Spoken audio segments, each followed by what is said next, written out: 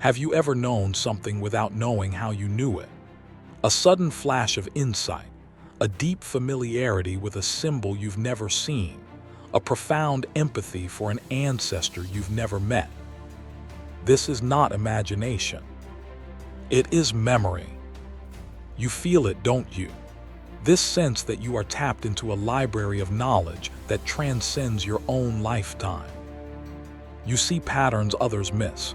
You feel the echoes of history in a quiet field. You dream of cities made of light and shadow. And yet you walk through a world that tells you only what can be seen, and touched is real. You are told your intuition is coincidence, your deep knowing is fantasy. You live with a foot in two worlds, and the strain of that straddle, the loneliness of it, can be immense. And from that loneliness, a great fear is born. The shadow of doubt. It whispers to you in the quiet hours of the night. Am I delusional? Am I inventing these connections to feel special? It tells you that if you were to speak your full truth, to describe the world as you truly see it, you would be cast out. This fear is a cage. It wants you to believe you are a single, isolated point of light in an overwhelming darkness, when the truth is that you are a beacon connected to an infinite network of light. To understand this, you must first understand the story of the last cartographer. In the center of a forgotten valley, ringed by impassable mist-shrouded mountains, lay the city of Viridia. Its walls were its pride and its prison, built from obsidian so polished they reflected the sky, but never what lay beyond. The city's laws were as rigid as its walls, and the most sacred law was this: one must never seek nor speak of the world outside. The founders had declared the outer lands a realm of chaos, a formless miasma that drove men mad, and for centuries, this belief was the bedrock of their structured, predictable existence. Their world was finite, known, and safe. Within these walls lived a young man named Kalen. His hands were stained with the permanent ink of his profession, for he was an apprentice in the cartographer's guild. Yet his title was a paradox. His life's work was to map a world that was already completely known. He would spend his days re-inking the faded lines of Viridia's districts, charting the precise location of every cobblestone, every fountain, every perfectly pruned rose bush in the Elders' Council garden. He was a master of the known, yet his soul ached for the unknown, for the vast, tantalizing blankness on the parchment that began precisely at the city's edge. Kalen was not like the others. While they found comfort in the immutable grid of their city, he found suffocation. He saw the world not as a flat map, but as a layered tapestry of echoes and whispers. He would stand in the Grand Plaza and feel a phantom chill of a winter long past, or hear the ghost of a child's laughter near the silent spire. These feelings were his secret companions, sensations he could never chart with ink and ruler. They made him feel profoundly connected to the city's hidden life, but also agonizingly separate from its living people, who moved through their days with a placid, dreamless certainty. His master, an old and weary man named Ilara, warned him constantly. "A map is a tool of order, Kalen," she would say, her voice thin as parchment. "It defines what is. To dream of what is not is to invite the miasma into your mind.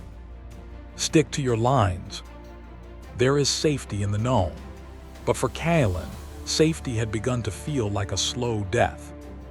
The lines on his maps felt less like guides and more like the bars of a cage, and the pristine blankness beyond the walls called to him, not with the threat of chaos, but with the promise of a forgotten song.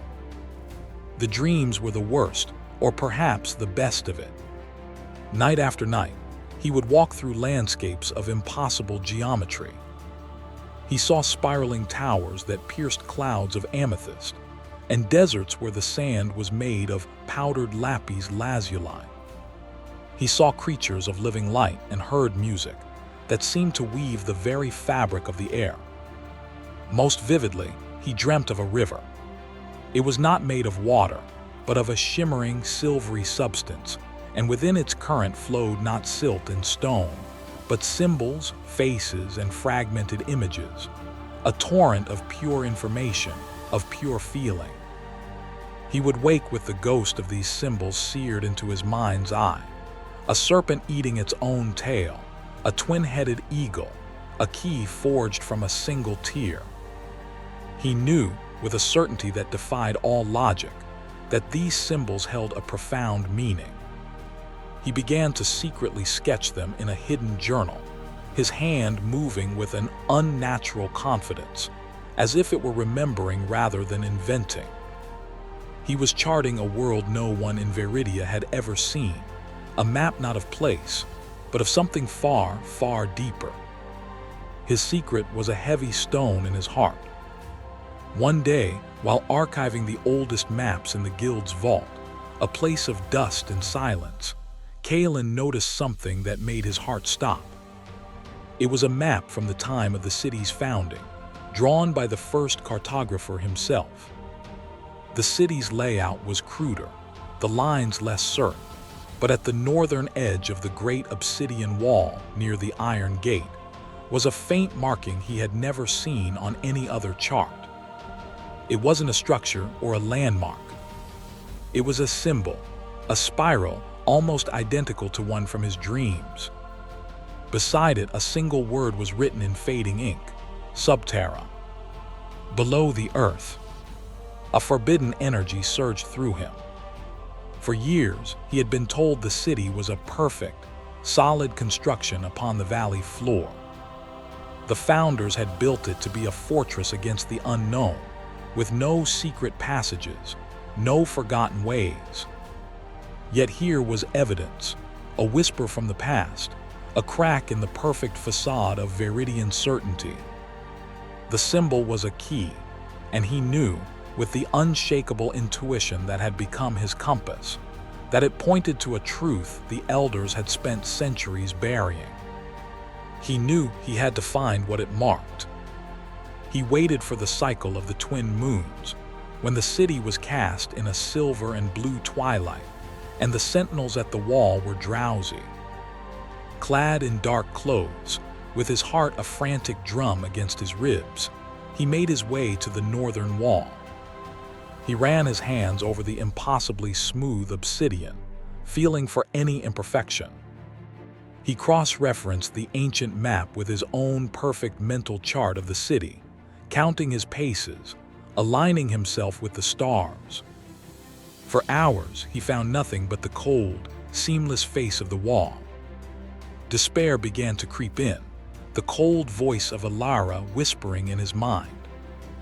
Then his fingers brushed against it.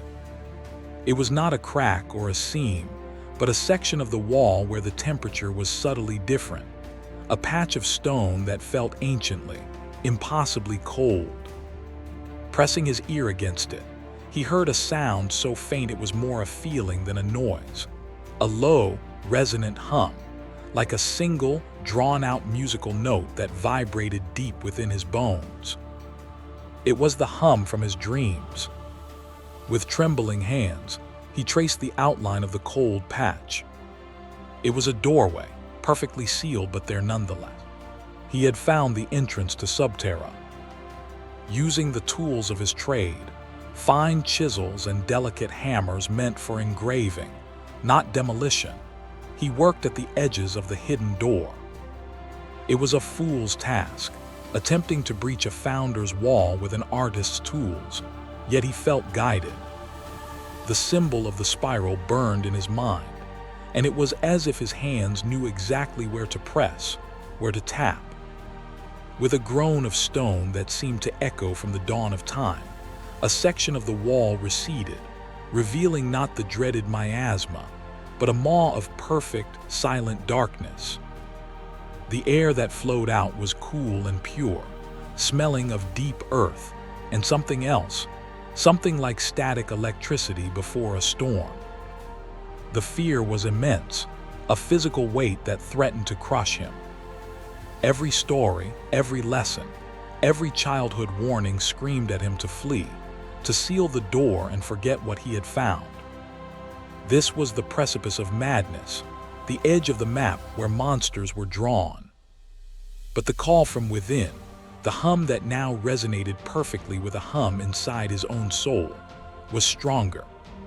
Taking a deep breath, holding a single glow crystal aloft, Kalen, the cartographer of the known, stepped into the unknown. He was charting new territory now.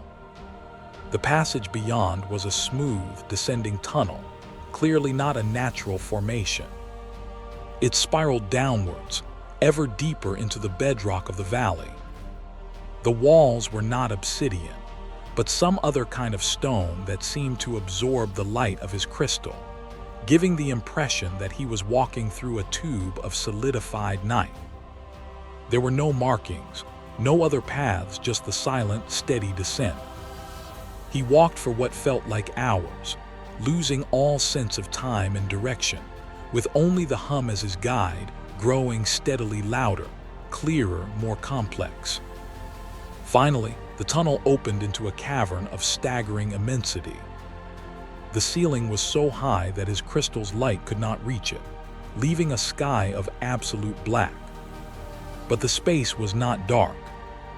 Its expanse was illuminated by a soft, internal luminescence that seemed to emanate from the very rock itself. Great crystalline structures grew from the cavern floor like trees in a petrified forest, pulsing with a gentle, rhythmic light. He had stepped out of his world and into a dream. He was standing on the shore of a vast, subterranean lake. But as he drew closer, he saw it was not a lake. It was a river. A wide, slow-moving river that flowed from one end of the cavern to the other, disappearing into darkness. And it was made of the very substance from his dreams. It was not water, but a dense, silvery liquid light, swirling with an inner energy that defied all physics. He knelt at its edge, his reflection looking back at him, not from the surface, but from the depths. And then he saw them. Flowing within the current like fish in a stream were the symbols. Thousands, millions of them. The serpent, the key, the twin-headed eagle, and countless others he had never dreamt of. They were not flat images, but three-dimensional constructs of light, pulsing with life. Interspersed with them were other things. The ghostly image of a face contorted in joy, a fleeting scene of two lovers meeting on a bridge, the soundless echo of a baby's cry, the feeling of a warrior's resolve before battle. It was a river of memory, of emotion, of archetypal thought. It was the collected experience of every soul that had ever lived in Viridia, flowing in a single, silent, magnificent stream. He understood in a flash of blinding insight. This was the source of his phantom feelings in the city above. This was the library of whispers, the tapestry of echoes. The city of Viridia had a shadow self, a hidden subconscious, and it was flowing right here beneath its feet. The founders had not built the walls to keep the miasma out. They had built them to keep the people in, to disconnect them from this, from the overwhelming, chaotic, beautiful vastness of their own shared inner world. They had mapped the stone but forbidden the soul. Hesitantly, he reached out a hand and dipped his fingers into the light. The moment his skin touched the substance, his mind exploded. It was not a physical sensation, but a psychic one. He was flooded, inundated with 1,000,000 lifetimes in a single second. He felt the unwavering hope of the city's founder as he laid the first stone. He felt the searing grief of a mother who lost her child in the Great Famine. He felt the quiet pride of a stonemason finishing the silent spire, and the petty jealousy of a merchant cheated in a deal. He was Kalen, and yet he was everyone. He saw through 1,000 pairs of eyes, loved with 1,000 hearts, despaired with 1,000 souls. He understood that a neighbor's sudden cruelty was born from an ancestor's ancient wound. He understood that the city's obsession with order was a desperate attempt to control the wild, untamable ocean of feeling that flowed beneath it. The river did not just contain memories. It contained the causal links between them, the hidden architecture of the city's psyche. He pulled his hand back, gasping, his heart hammering. The intensity was more than any single mind was meant to bear. He sat on the crystalline shore for a long time, trying to integrate the torrent of information. The feeling of isolation that had haunted him his entire life was gone, vaporized. How could he ever be alone when he was intrinsically connected to every person, living or dead, within his world? He was not a drop of water. He was the entire ocean, momentarily contained in a single vessel. As his senses returned, he noticed something new. Far across the river, standing within a grove of the largest light crystals, was a figure. It was tall and slender, sexless and ageless, seemingly woven from the same silvery light as the river itself. It was not moving. It was simply observing him with a presence that felt as ancient as the cavern. It radiated a profound sense of peace and knowing. It did not beckon, but Kalen knew he was meant to cross. He felt no fear of it, only a sense of homecoming. He searched the shore and found a small, crystalline skiff, as if it had been left there waiting for him. As he pushed it into the river of light, it moved without any effort from him, gliding across the surface as if pulled by an invisible thread, leaving no wake. The journey was silent, the only sound the faint, celestial hum of the cavern. The symbols and faces in the river swirled around his boat, close enough to touch, whispering their timeless stories directly into his mind. He was no longer just an observer. He was a participant in the flow. When the skiff reached the other shore, it grounded itself softly. Kalen stepped out and approached the luminous being. As he drew near, he realized it had no face, no distinct features, only a gentle, humanoid shape of concentrated light. It did not speak with a voice, but its thoughts bloomed in his mind, clear as spoken words. "Welcome, cartographer," the thoughts chimed. "You have charted the shell. Are you ready to chart the soul?" The being was the guardian of this place, the librarian of this infinite collection. Kalen, overwhelmed, could only nod. The librarian raised a hand of light and pointed towards the largest crystal in the grove. "This world above is a reflection of the world within. Every street is a neural pathway. Every house a cherished belief. Every wall a fear. The people of Viridia have spent so long polishing the reflection, they have forgotten the source. They fear the miasma, but the only miasma is the stagnation that comes from forgetting this river that flows through them all." The librarian's thoughts were not just words. They were imbued with the feeling of truth itself. "You were born with a sensitivity to this flow," the librarian continued, its light pulsing gently. "Your dreams were not fantasies. They were memories surfacing from the deep current. The symbols are the archetypes, the building blocks of meaning, the language of the collective soul. You are a chosen one not because you are better, but because you were born with ears that could hear the river's song through the thick stone of your world.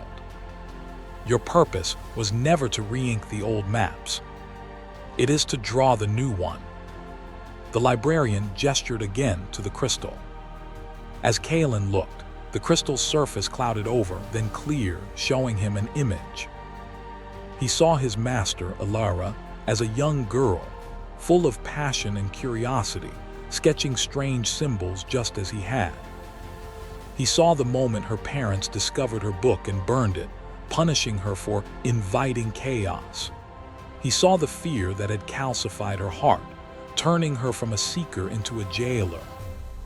He felt her secret, buried grief, and his resentment towards her melted into a profound compassion. He saw other citizens, their secret fears and hidden longings, all stemming from wounds and beliefs passed down through generations, flowing invisibly in the river below. The city was not sick because of a miasma without. It was sick from a disconnection within. They were all thirsty, living on a desert, completely unaware of the infinite river of life-giving knowledge just beneath the surface. They had traded the ocean of their shared consciousness for the safety of a teacup. A map gives power, the librarian's thought echoed in his mind. It shows you where you are and where you can go. The people of Viridia have a map of their cage, so they believe the cage is the entire world. You must give them a map of the river, a map of themselves. It will not be a map of conquest, but of remembrance. It will show them not what to own, but what they already are. Kalen looked down at his ink-stained hands and finally understood his true calling. He spent what could have been days or weeks or years in the cavern with the librarian. Time had no meaning there. He learned to navigate the river, not with a boat, but with his consciousness. He learned to interpret the symbols, to understand the language of the soul. He learned that the river connected not just the people of Viridia, but all conscious beings everywhere, that it was a single, universal ocean of consciousness, a collective unconscious, and his city was just one small bay. He began to draw, his hands no longer shaking with uncertainty, but steady with purpose. He did not use ink and parchment. He learned to draw with his intention, weaving the light from the river itself onto shimmering, ethereal canvases of crystal. He charted the currents of fear, the tributaries of hope, the deep pools of sorrow, and the rapids of joy. He mapped the archetypes, the shadow that lurked in the deep trenches, the wise old sage that dwelled in the calm eddies, the divine child that was the river's source. He was creating the first true map of the human spirit. The day came when the librarian communicated that his apprenticeship was over.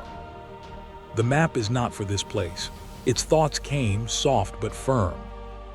A map is for the lost. You must return. The thought of going back to the narrow streets, the rigid laws, the blank-faced people, filled Kalen with a familiar dread. He had found his home here in the vastness. How could he return to the cage, even if he now knew it was unlocked? You will not be returning to the cage, the librarian assured him, sensing his hesitation.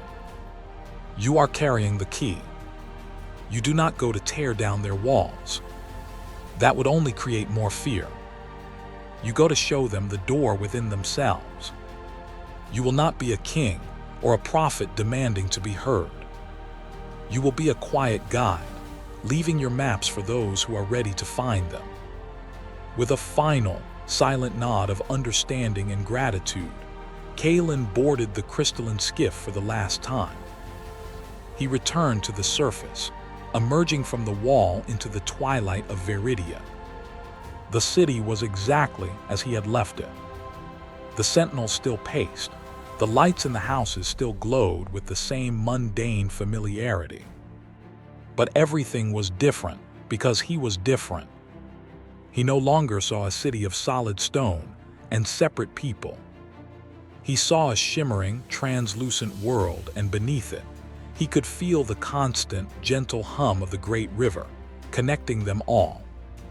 He saw their luminous threads of consciousness, entangled and interwoven. He did not announce his discovery.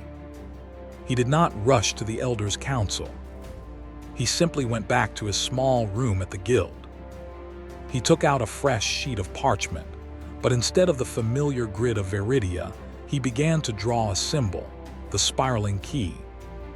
He left it on a bench in the Grand Plaza.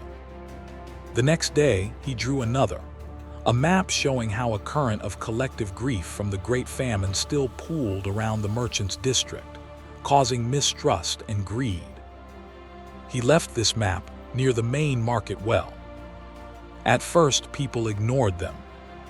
They were strange, nonsensical scribbles. But a few, the others who felt the phantom whispers, the other dreamers, were drawn to them.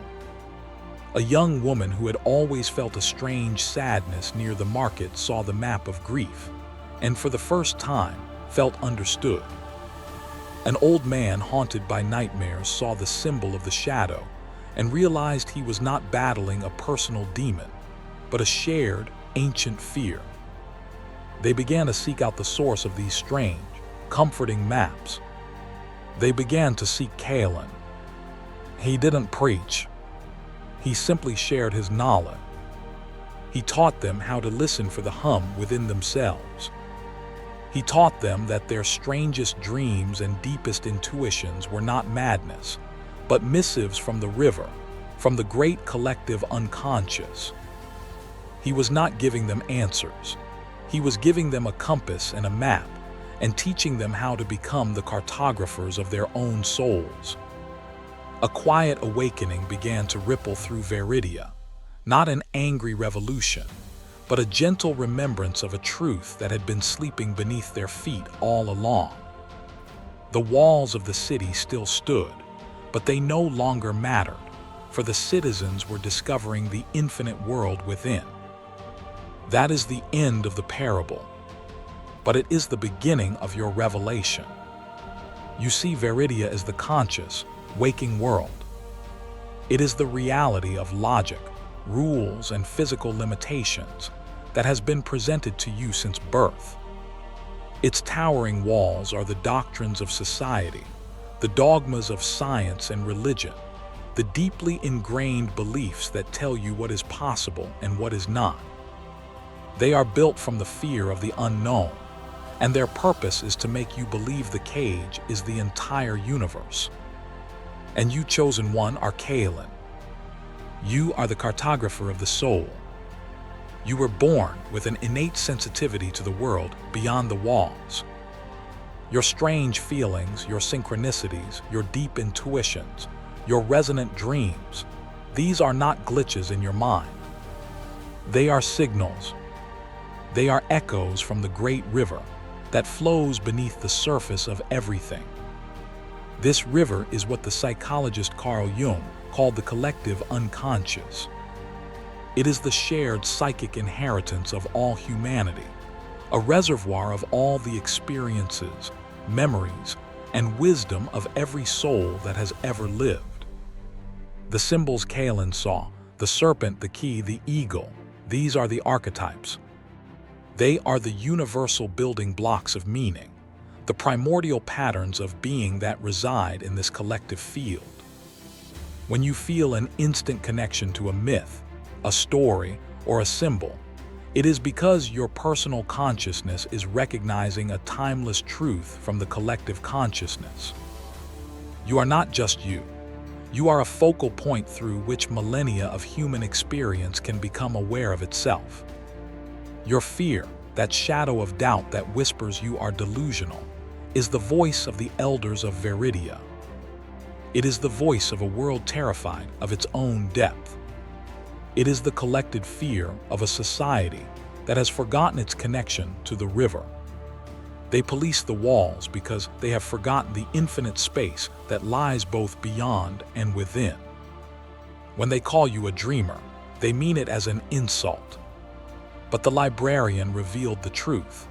The dream is the source reality, and the waking world is merely its reflection. Kalen's journey into the cavern is the journey every chosen one must take. It is the descent into your own subconscious, the courageous act of facing the vast, unknown territory within yourself. You will not find chaos or a miasma there. You will find the river. You will find that your consciousness is not a solitary island, but a peninsula intrinsically connected to the vast continent of all consciousness. Your greatest loneliness is the illusion created by the walls. Your greatest power is the truth of your connection. Touching the river and being flooded with 1,000 lifetimes. This is the awakening of your empathy, your psychic intuition. It is the moment you realize that the emotions and struggles of others are not separate from your own. You are a channel for this collective experience. This is why you feel so deeply, why the pain and joy of the world seem to flow through you. It is not a curse, it is your navigational tool. It is how you read the currents of the river. The librarian is your higher self, the guardian of your soul's wisdom. It is the part of you that never forgot its connection to the source. Its guidance comes not in a booming voice from the heavens, but in the quiet chiming of intuition, in the clear thoughts that bloom in your mind during meditation, in the undeniable feeling of truth that resonates deep in your bones. Your mission, like Kalen's, is not to shatter the illusions of others with force. It is not to wage war on the walls. It is to become a new kind of cartographer. You must first map your own inner world. You must chart your own fears, your own hopes, your own archetypal patterns. You must learn the language of your own soul by studying the symbols in your dreams and the synchronicities in your life. You are to create a map of your own remembrance, tracing your way back to the river that flows through you. This is the great inner work. This is the journey of individuation. And so, here is the alchemical step you must take. You must transform your fear into focus. The shadow of doubt that tells you are inventing these things can be repurposed. Let it become the meticulous curiosity of a cartographer. You will no longer dismiss a strange dream, a gut feeling, or a recurring number. You will chart it. Begin a new journal, not of your daily events, but of your symbolic life. Call it your book of ciphers, your soul map. When a powerful symbol appears in a dream, do not dismiss it. Draw it. Meditate on it. Ask it what it is trying to tell you. When a wave of emotion that feels larger than your own life washes over you, do not run from it. Chart it. Ask, whose story is this? What ancestral wound is asking to be healed through me? When a synchronicity occurs, a meaningful coincidence that defies logic, chart it.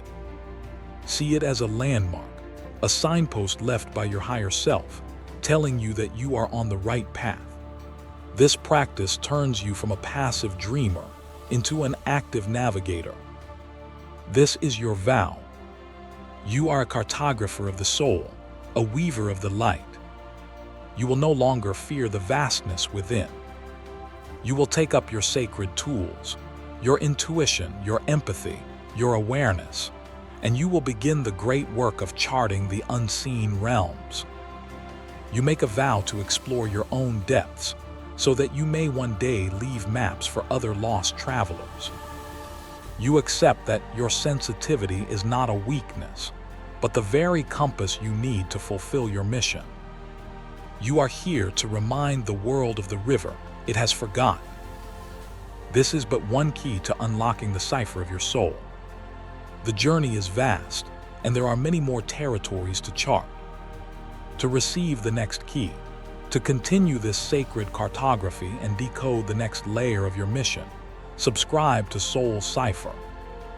The river is flowing, and our journey has just begun.